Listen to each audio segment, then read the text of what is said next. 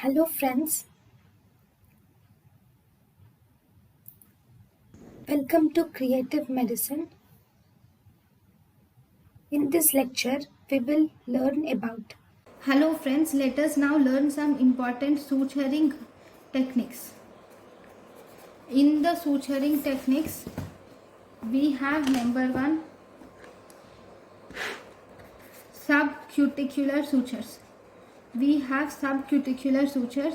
What does these subcuticular sutures do? These here you will take continuous bite is taken from inside. In subcuticular sutures you take continuous bite from inside, and in subcuticular sutures you will not see any mark on the skin itself.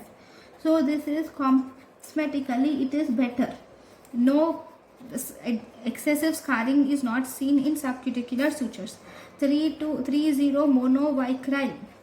monocryl 30 monocryl is used cutting, or reverse cutting needle is used,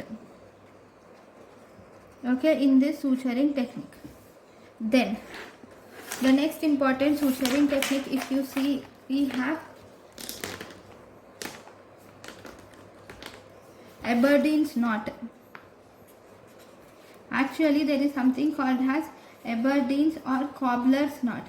This Aberdeen's or cobbler's knot is mainly done to close the continuous suture. This is the correct way for continuous suture closing.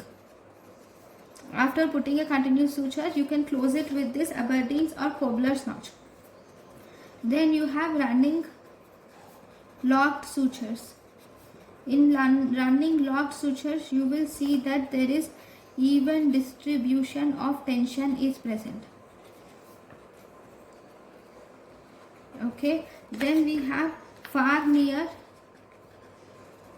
and near far sutures. What is far near and near far sutures?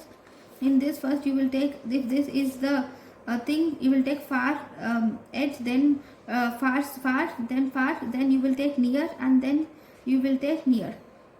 So this is far near, it is something like this. Far near, near far,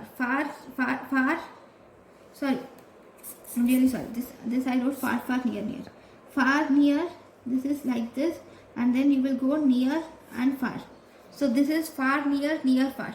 Okay, this type of suturing is done for obliterating large cavities. Okay, so this is about the types of suturing techniques. Thank you. Thank you and thank you for watching.